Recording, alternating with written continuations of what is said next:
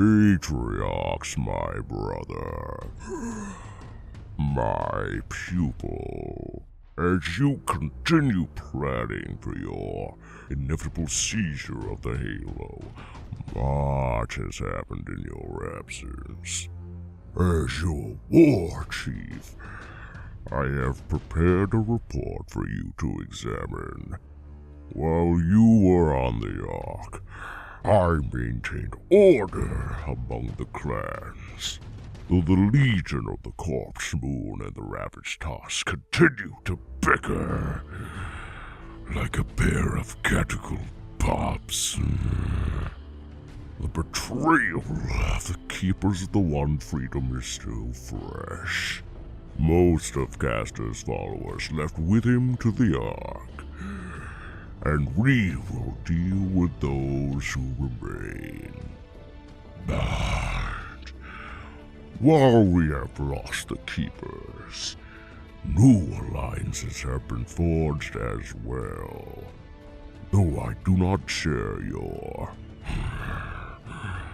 fondness for humans, I must admit, this particular band possesses the iron will that the Banished requires. An iron that has been forged in the crucible of blood and fire.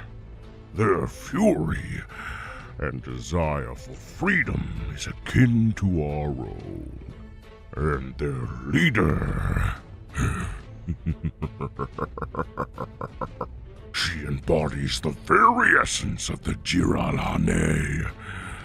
You will approve of her. It has been long since you sought my counsel. However, you should know her legend, for the fear she inspires is admirable, almost so as the demons. If more of her kind possess such a spirit, there may be some hope in this pitiful species. She has worn many titles in her lifetime, as near as you. The traitor, the rebel, the mad Spartan. Her name is Ilsa Zane.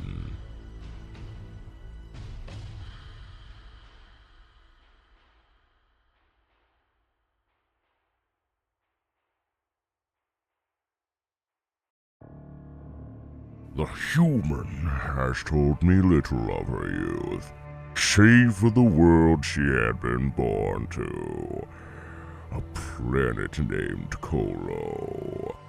When she was but a pup, she, like many others of her kind, endured the hells of war when the Covenant descended upon her world. Her family, her companions, all she held dear was turned to ash and glass. That woke the fire within Ilsa Zane, a fire that kept her strong throughout the war, a fire that never died.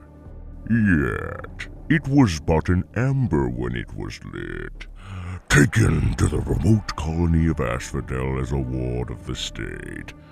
Zane would remain silent and solitary until she came of age, where that ember became a wildfire. She would enlist into military service and unleash her fury upon her enemies. And even before the Covenant shattered into pieces, her leader sought to bring a new generation of Spartans to bear, the kind that would have no need of their power armor. She and 9 others were chosen to undergo this procedure, but Ilsa alone lived and emerged stronger than ever before. Their tools had bestowed on her strength unparalleled by any of her kind, strong enough to stand against a Sanghiri or even a Jiralane. Yet, it did not come without a price. Whatever they gave her, it left her mind shattered, broken. But a warrior is not made with machinery or augmentation. He is forged in battle. Ilsa Zane understood this, and thus became a living weapon. She embraced the power of killing, bathing in the blood of all who would stand against her, like a mighty warhammer. But her masters cared little for the passion in her heart. Like the prophets, they desired mindless thralls, subservient to their decrees. They could not still her fury, and thus this formidable Spartan was cast aside, banished. Her tale is not that different from your own, my old student. And like yourself, Ilsa Zane would not bend nor break. She sought true freedom. And so she broke her chains and fled their wretched facility. It was during her escape that she was recovered by one Admiral Matthias Drake, the leader of a band of human malcontents who declared themselves the new Colonial Alliance. These were rebel groups from across human space, along with a myriad of mercenary factions, bound together with the desire to break free from the yoke of oppression. Zane wasted little time improving her mettle, for she led a group of operatives who attempted to commandeer humanity's mightiest vessel, the Infinity, securing it as their own flagship, thus preventing the UNSC from deploying it to oppress worlds who sought their own paths. If there is one thing I have learned from this human, it is this. Ilsa Zane does not lack for boldness. The plan was thwarted, however, by a Spartan commander named Palmer, who ejected her into the void of space. But she did not die that day. Her Spartan enhancements, her strength, kept her alive until her leader, her Daskalo, rescued her. Despite this failure, Zane would prove invaluable to her movement, as she scoured the galaxy for weapons and material. And in the years to come, she sowed discipline in her mercenary ranks, and culled the weak from their numbers, to produce a force to be reckoned with. And so she did, on a world called Conrad's Point. It was at this time that the Guardians began to awaken. While you plundered the halls of the Atriox, these angels of death stirred from their slumber throughout the galaxy, bringing destruction upon all. These monstrosities rose from the ground, leaving colossal craters behind, before jumping into slipspace at the behest of the apparition, Cortana.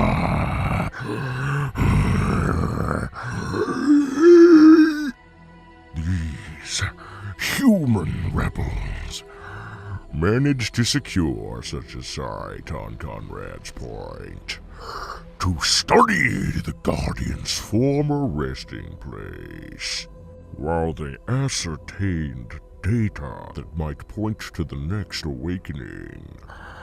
An assassin she called Pharaoh slipped into their ranks, bringing untold devastation as an airstrike crippled her forces, in a futile attempt to assassinate Zane. That attempt fueled her fury, and so the fallen Spartan gathered what remained of her rebels and hounded this pharaoh across the stars, all the way to Leica 3, another backwater human world, one that housed a guardian. Her objective was twofold: kill the assassin and seize what kind of power the Guardian might offer. In the end, she achieved neither. Pharaoh had vanished, and the Office of Naval Intelligence arrived, with enough troops to turn the very surface of Leica 3 into a battlefield, its cities drenched in blood, just as a new Guardian rose from beneath the earth, transforming the planet into another unmarked graveyard. Then we arrived. Like Zane and her rebels, we sought to find whatever power lay within the Guardian's sight and claim it for the Banished. Those humans who had survived were fit only to be our next meal. Ilsa Zane among them. But she was no thorn beast to be slaughtered. Zane hoped that her leader would come to her rescue and exact a bloody revenge upon us. But no help ever arrived. So, this human took matters into her own hands. She brought down Hanegar, ripped his pauldron, and smashed his skull with it, again and again. The warriors' pack brothers called for her head, but her ferocity, her savagery, her bloodlust so impressed their chieftain that he welcomed her into the pack, even allowing her to pick which of her fellow humans would become their next meal. Every day she picked among the captives, whether they be Oni or her fellow rebels, and every day they would feast, hunt, and in all that time, Ilsa Zane's desire for vengeance against the Duskalo who had abandoned her grew stronger than ever. When the chieftain presented this creature before me, I was unimpressed. After all, she was only human. Small, soft, weak. But she offered her forces to fight under our flag. And that was an offer too tempting to ignore. The galaxy demanded greater unity, with willing allies to face the challenges ahead. And I saw great potential in the resources and influence of this new colonial alliance. The humans soon proved her worth. At Vorin, where human rebels, Covenant mercenaries, and their ilk had gathered. She subdued Admiral Drake on his own ship and broadcast his execution for all to see. She then asserted her dominance and authority as leader of the new colonial alliance and pledged their service as both sword and shield to the Banished. I witnessed it all transpire before my old eyes. I admit, I had my reservations about this former Spartan, but she has proven to represent all that it is to be banished. She unshackled herself from the ties of the past. She unbound herself from her old masters. For only then did she become a true vessel for victory. Only then did she become banished. Ilsa Zane has thus been inducted into the ranks of the Blood Stars, sworn to hunt down her own kind, Spartans. She even adorns her own armor, plucked from the bones of her own brethren. Our warriors have come to call her the Banished Spartan.